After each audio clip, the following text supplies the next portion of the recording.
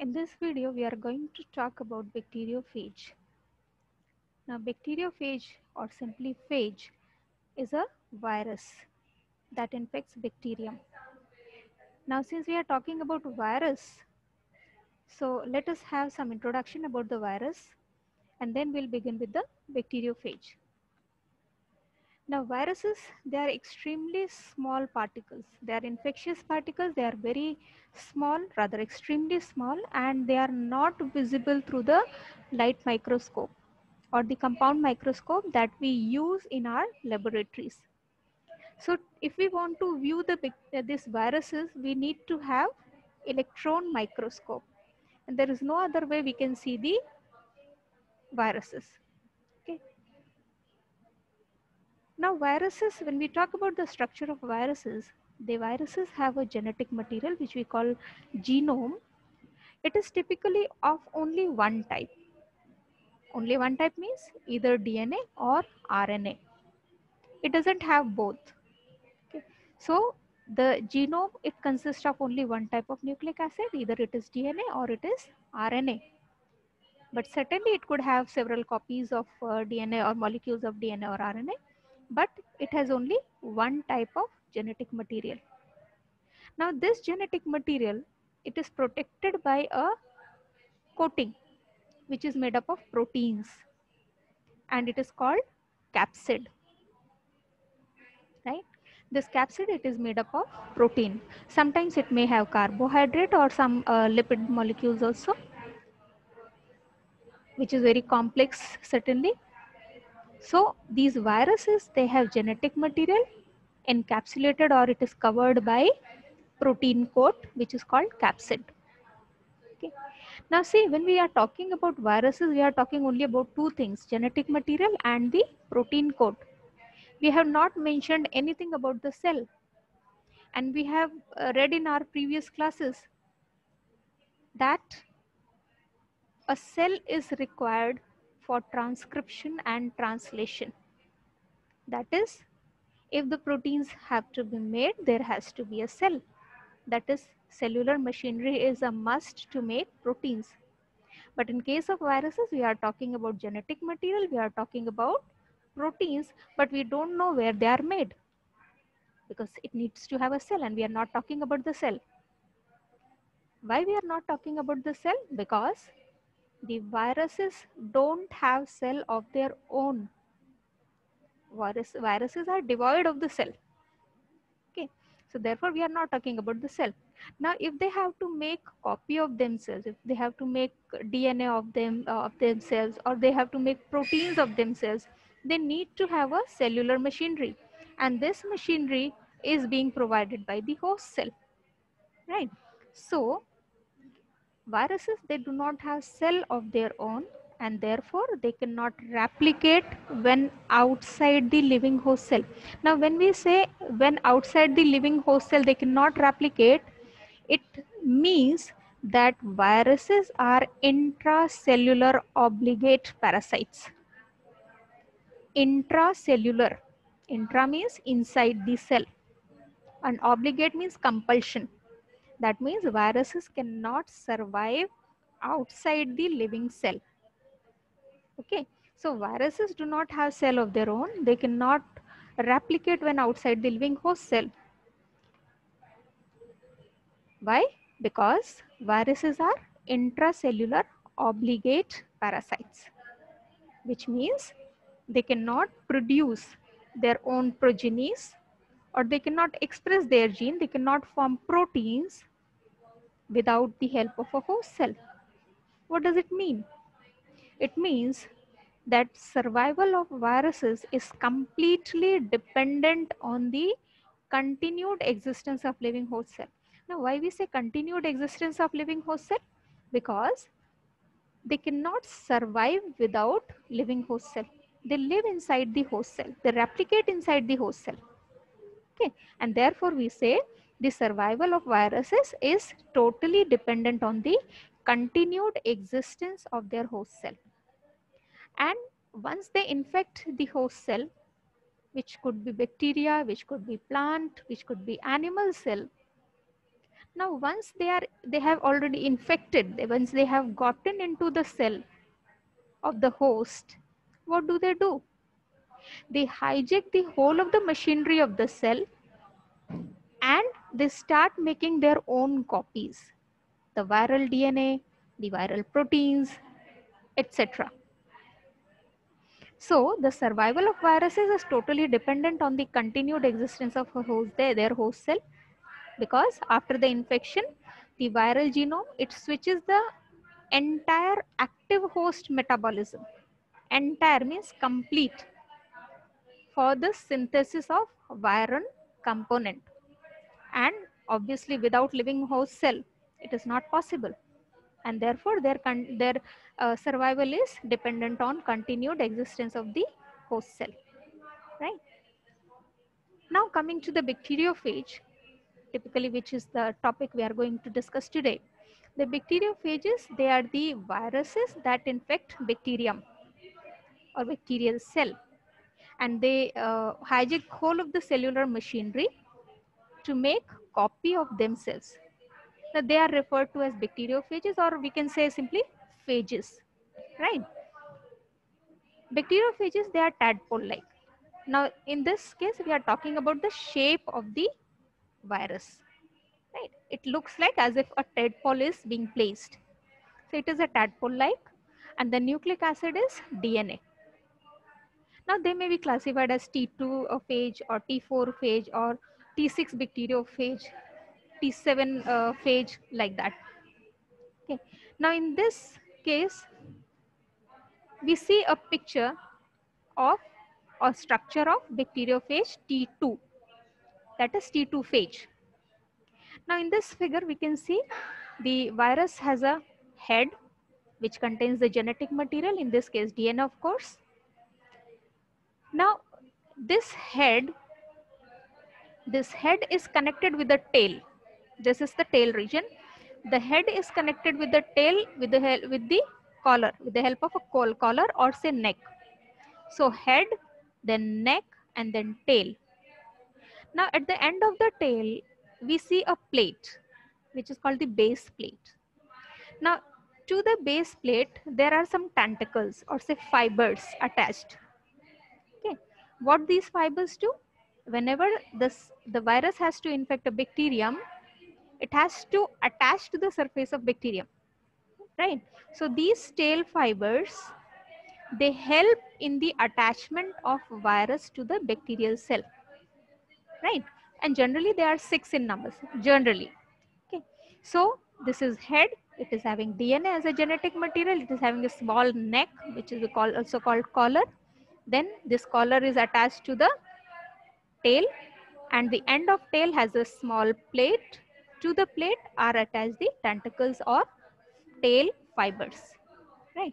Now once inside this cell, the bacterial cell, for example, the virus has also already entered into the bacterial cell, then what does it do? So it can complete its life cycle in two ways, depending on the condition, certainly. So it can complete its life cycle in two different ways. The first one is called virulent or lytic cycle, and the second one is called temperate or lysogenic cycle. Virulent or lytic cycle, temperate or lysogenic cycle. There is a small difference between the two, which we are going to study in the next slides. Virulent or lytic. See, word itself describes a lot of things. Now, what does it do? Lytic means lysis or killing. Okay.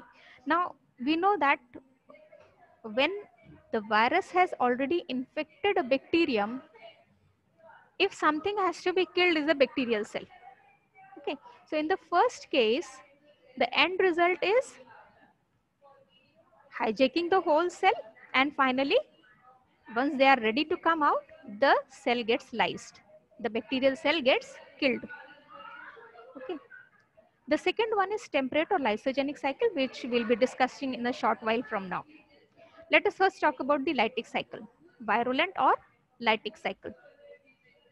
We have already discussed the viruses, whichever virus it may be, the bacteriophages or plant viruses or animal viruses, whatever may be, they are always intracellular.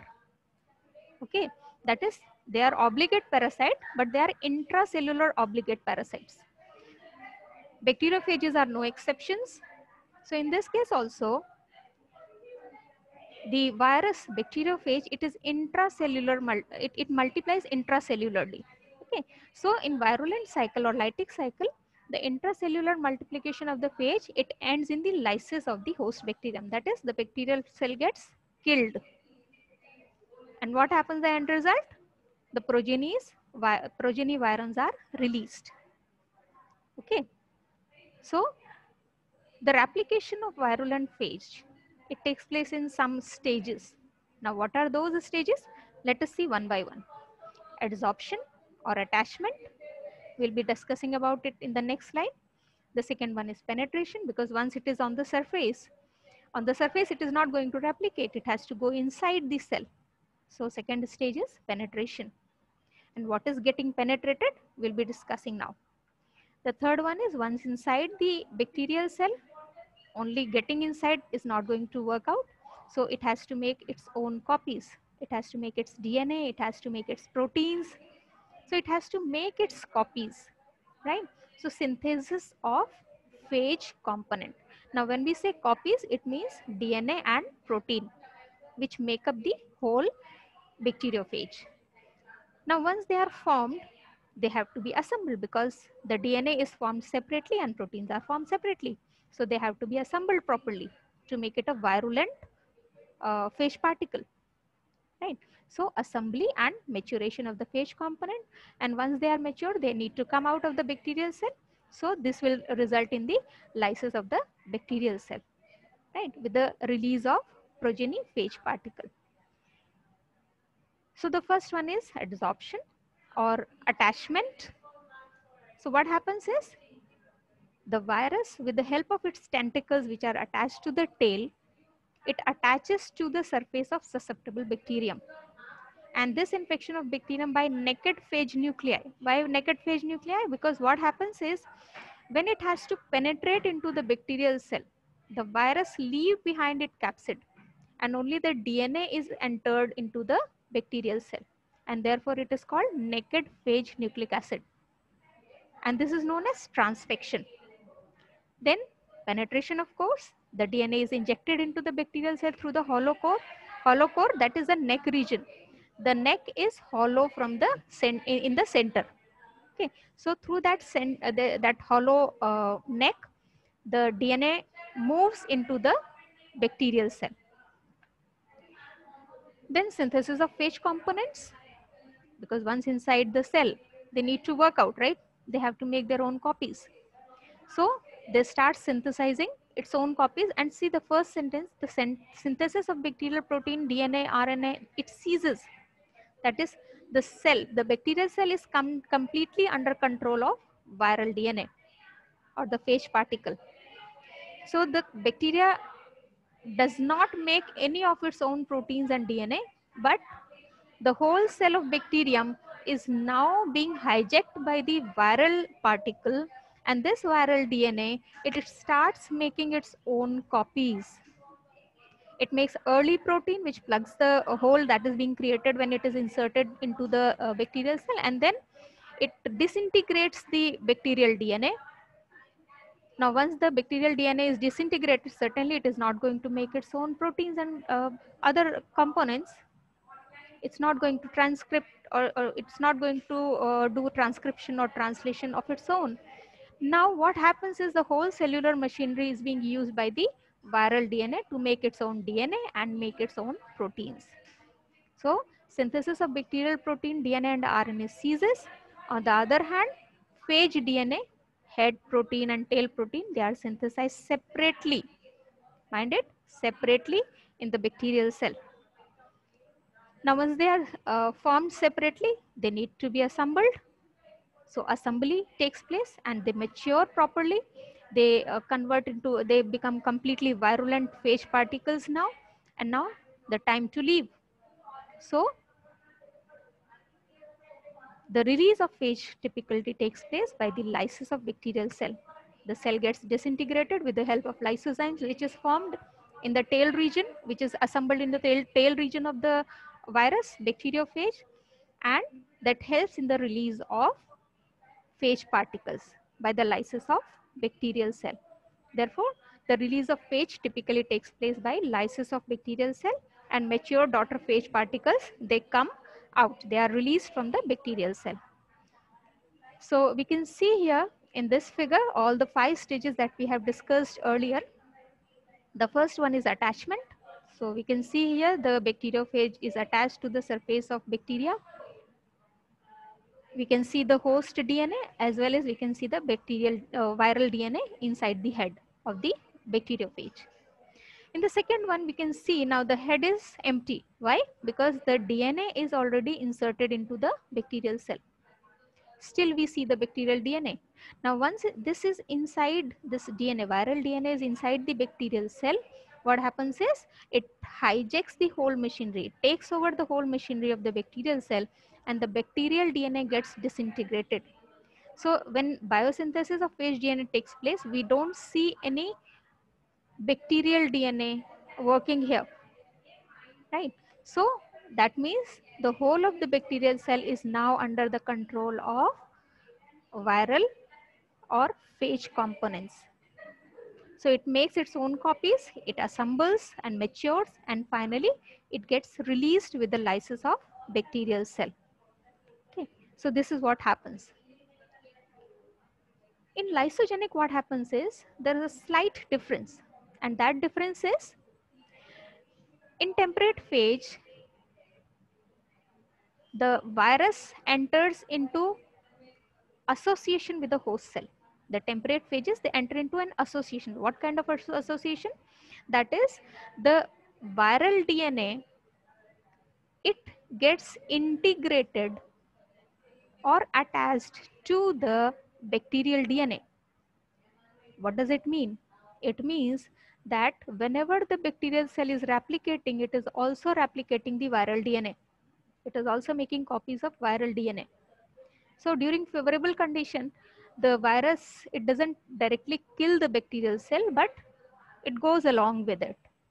So now bacteria performs both the functions. It replicates its own DNA as well as the viral DNA.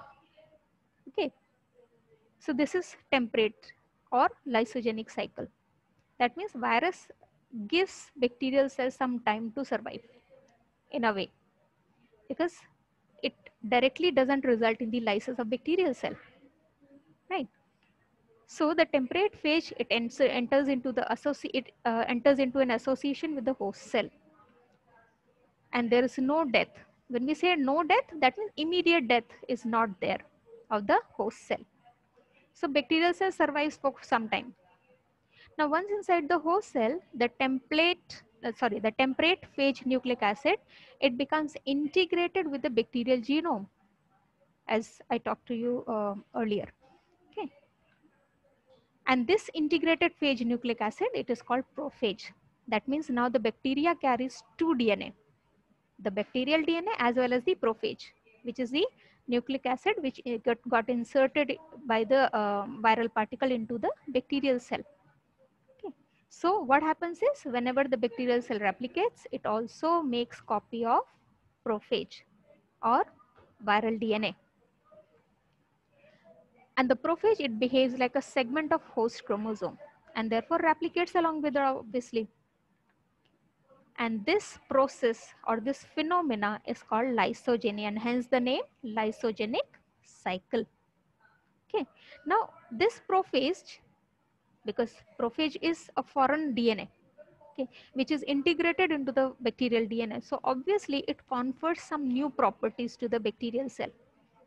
Okay. So with the association of prophage into the bacterial DNA, this bacterium, it behaves or it has some new properties which have been conferred by the prophage. And this is called lysogenic conversion or phage conversion. This change in the properties, this is called lysogenic conversion or phage conversion. Now the virus cannot go along all the time, because if it has to come out, then it has to switch from lysogenic to lytic cycle.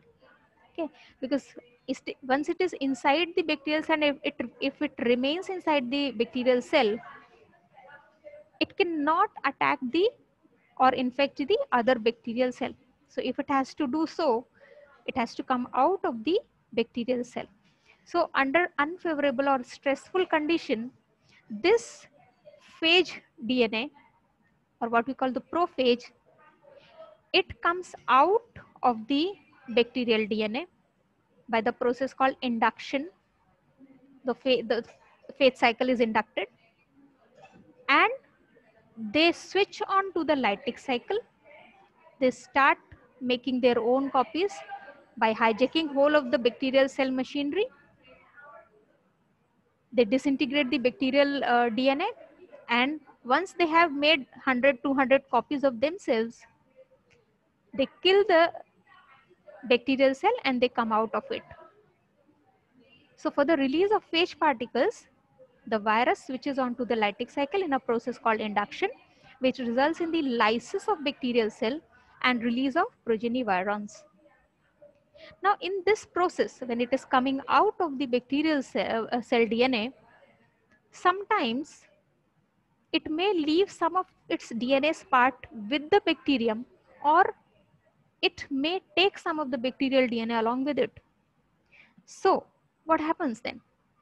So in the process of induction, prophage may sometime leave portion of their DNA behind, or they may take some portions of host DNA, that is bacterial DNA, with them when they are recircularizing.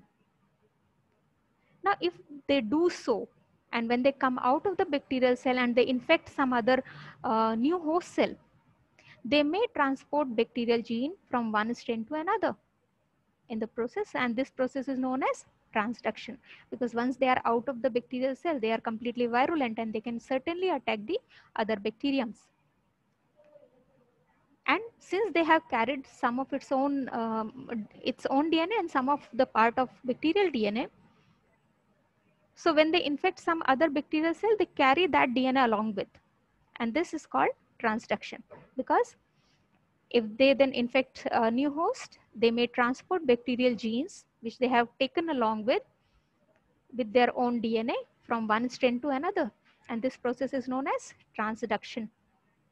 And this is one method by which antibiotic resistance gene, or say toxins, or say super antigen encoding genes, or other virulence trait, whatever it may be, they may spread through bacterial population. Okay. Because this bacterium, this virus which is carrying that DNA, and when it infects the other bacterial cell, the same DNA is getting inducted into the, or inserted into the new bacterial host cell, right? So this is transduction. Now what happens in lysogenic cycle? Let us see pictorially. So we see here the same, this stage is obviously like the previous one. The phage is sitting on the surface of the bacterial cell and it is inserting its DNA into the bacterial cell. Now in this case, in lysogenic cycle, it is not hijacking the whole of the machinery, but it is getting incorporated into the bacterial DNA. So the phage DNA becomes incorporated or integrated into the host genome. So whenever this bacterial cell divides or replicates, it also makes copy of the viral DNA. Okay. But what happens? This is the favorable condition. But under stressful condition or unfavorable conditions, this viral DNA, it gets excised from the bacterial DNA and it switches on to the lytic cycle. It disintegrates the whole bacterial DNA and it starts making its own copies. Okay. So these all copies it makes, then it assembles, and after assembling, the bacterial cell gets lysed and the phage particles are released. The newly formed phage particles are released, right? So this is the lysogenic cycle. Now we see this video. Okay. In this video, we are going to talk about the difference between lytic and lysogenic cycle. We have to see this. This is a small video and it's very well describes about the difference between lytic and lysogenic cycle. Let's see the video.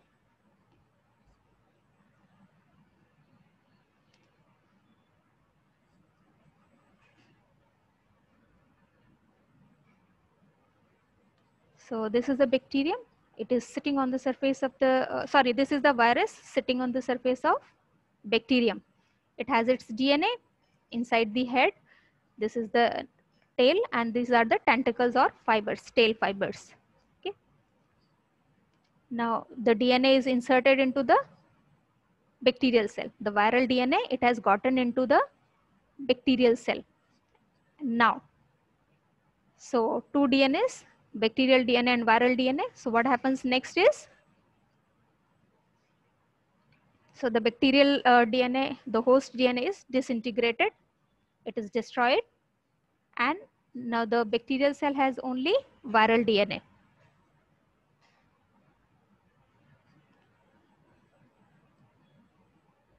Now this viral DNA, it is making its own proteins and DNA.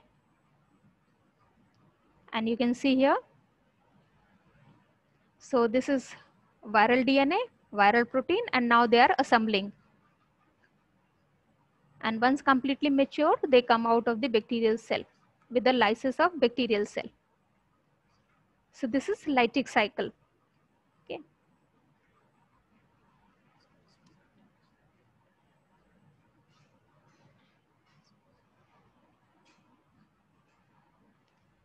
So now we'll be talking about lysogenic cycle. What happens in that case?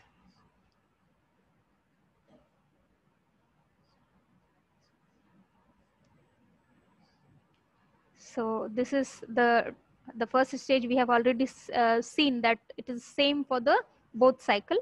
So viral DNA is inserted into the bacterial cell. Viral DNA is inside the bacterial cell.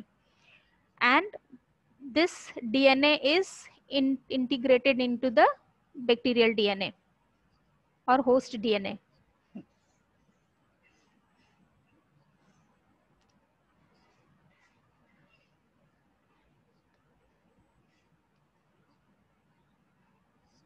So whenever the bacterial cell divides, it also makes the viral DNA. It makes its own copy as well as the viral DNA copies. Both copies are being made.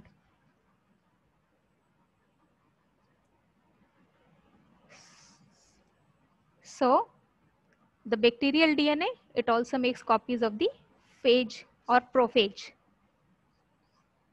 So this is prophage DNA. And under stressful conditions or unfavorable conditions, what happens is this DNA, it excised, that is induction, right? So it is induction from lysogenic to lytic cycle. Okay. So the DNA comes out of the bacterial DNA and see. So host DNA is destroyed completely and it makes its own copies.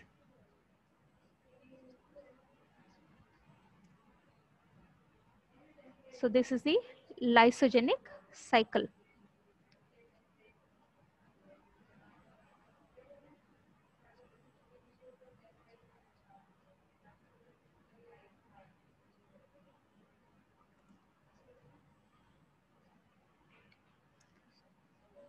So we see that in lytic cycle, the whole cell is hijacked, bacterial cell is hijacked, and once the cell is hijacked, the bacterial DNA gets disintegrated and the viral DNA, it makes its own copies and it also makes its own proteins, and the bacterial cell completely ceases to form its own protein and RNA, DNA, etc.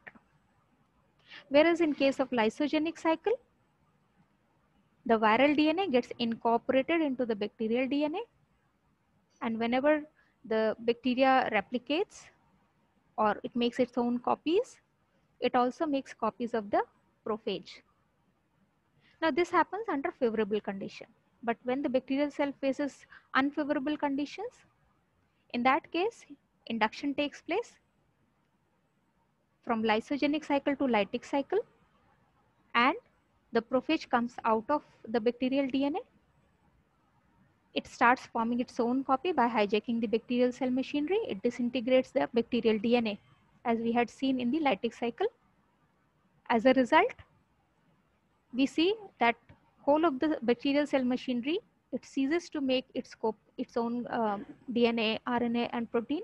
Instead, it makes the viral DNA, viral proteins, etc. Now, once enough number of copies have been made, it assembles and matures, and finally, the lysozyme, which is present in the tail protein region, it helps in breaking of the cell wall of the bacteria, and the release of the, it facilitates the release of the phage particles from the bacterial cell.